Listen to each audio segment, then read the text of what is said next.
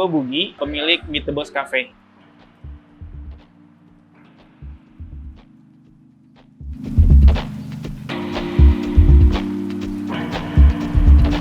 Meet the Boss established dari 2016. Latar belakang kenapa saya bikin restoran di awalnya itu karena saya emang menyukai kuliner ya.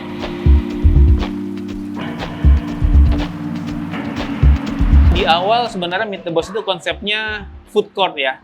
Lebih ke tempat makan seperti yang ada di mall-mall gitu ya. Sederhana lah gitu, ala-ala food court. Karena kita juga melihat perubahan-perubahan zaman, beberapa kali merubah konsep yang tadinya food court jadi restoran, sekarang resto and coffee.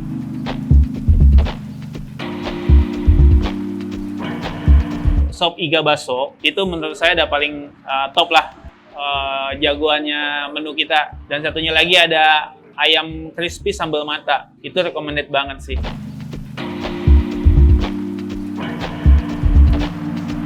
Ini challenge buat saya sih sebenarnya. Tempat bagus bukan berarti semua menu mahal-mahal ya. Jadi di sini tuh dengan bawa duit 50.000 aja bisa buat berdua untuk makan gitu. Beef teriyaki berikut dengan minuman es teh manis aja itu masih di bawah 50.000. Kita coba menjual venue ya, dan beberapa fasilitas yang ada. Yang pertama ya kita free karaoke, di atas ada, di bawah ada gitu ya. Terus kita juga ada live musik. Live musik itu seminggu kita adakan 2 kali. Spesial di hari Jumat itu kita ada DJ plus karaoke. Nah, buat kaula muda atau buat keluarga yang pengen menikmati makan malam berikut karaokean bareng, itu bisa di hari Jumat.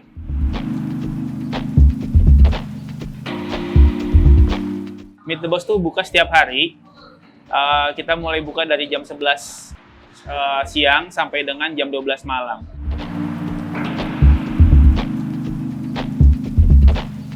Oke, kalau untuk reservasi bisa langsung hubungi di 08561 862761 di sini ya. Oke.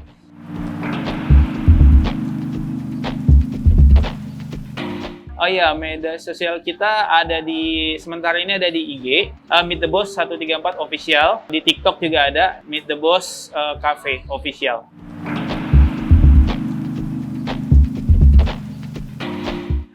Konsep awal emang kita buatnya semacam food court ya. Sebenarnya sih kalau kita ngomongnya tuh kantin, tapi kita bikin semenarik mungkin seperti food court pada awalnya. Karena kita satu tidak punya basic usaha di dunia kuliner, maka kita waktu itu strateginya coba untuk mengundang pengusaha-pengusaha kuliner yang kaki lima untuk hadir di tempat Meet the Boss ini pada saat itu. Berjalannya waktu, berjalannya banyak perubahan, kita coba mengikuti zaman, jadi semuanya kita coba tertutup. Non-smokingnya malah lebih berkurang. Pada saat itu kita renovasi di pertama itu kita coba jadinya resto, dari food court menjadi resto. Nah pada saat itu emang banyak tantangan, banyak challenge gitu, jadi ada perubahan lagi, apalagi pas itu ditimpa dengan pandemi ya, mungkin semuanya efek tuh.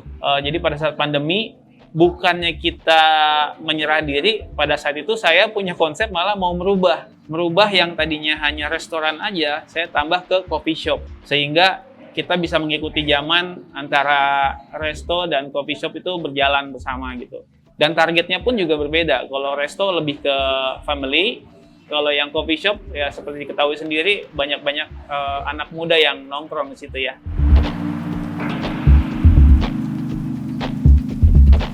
Kendala di dunia usaha itu semuanya pasti ada.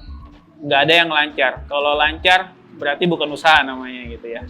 Jadi kita banyak kendala dari mulai penyediaan bahan baku yang tadinya harganya sekian jadi naik sekian gitu kan, itu udah jadi problem buat kita. Terus yang kedua adalah promosi. Terkadang promosi itu emang butuh media sosial yang menunjang agar promosi itu nyampe ke customer kita gitu ya.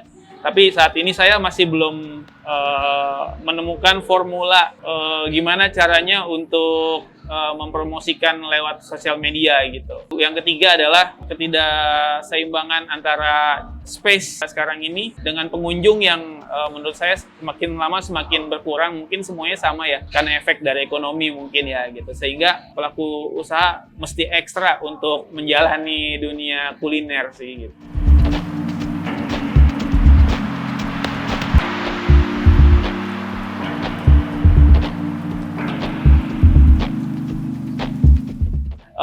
Untuk tempat-tempat baru, usaha-usaha di F&B ini, saya sih nggak bisa menyebut itu pesaing ya, tapi relasi lah ya. Karena saya yakin sama, semuanya harapannya agar semuanya juga pengen banyak pengunjung, ramai ya gitu. Saya lebih coba sebenarnya rekan-rekan pengusaha yang sama ini harapannya bisa berkolaborasi sih sebenarnya pengennya gitu ya.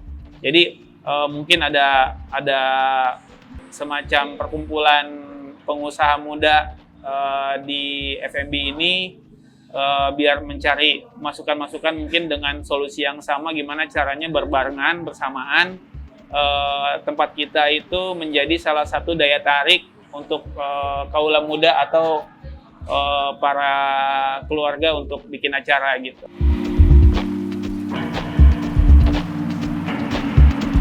Oke, Meet the Boss itu ada di Jakarta Utara, Tanjung Priuk, tepatnya di Jalan Ganggeng Terusan 6, nomor 1B, RT 10 RW 1.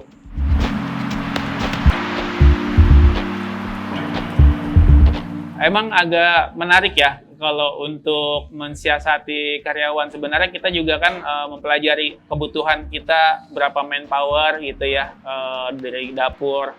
Waktu awal mulanya pada saat di food court, itu saya nggak punya manpower untuk bagian dapur. Hanya untuk yang service di depan front itu ya kayak helper atau pelayan dan juga kasir.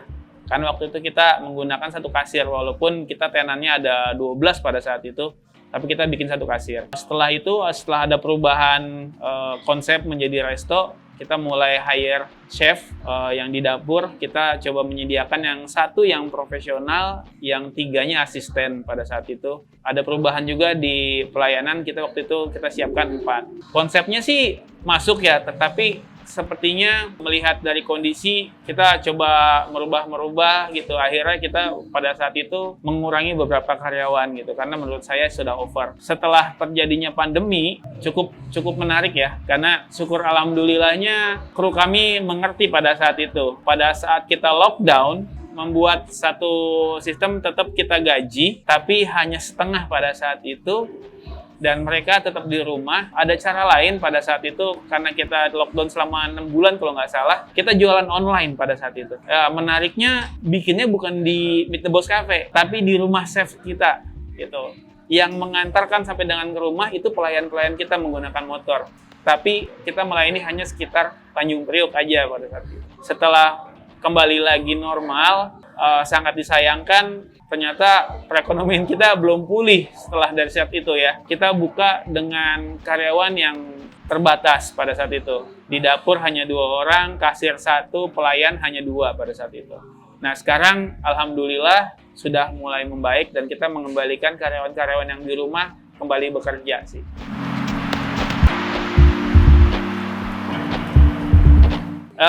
Mungkin harapannya sama ya, semua pengusaha F&B. Harapannya satu, banyak pelanggan, terus juga tidak mengecewakan customer, dan juga bisa manjang sampai dengan waktu yang lama.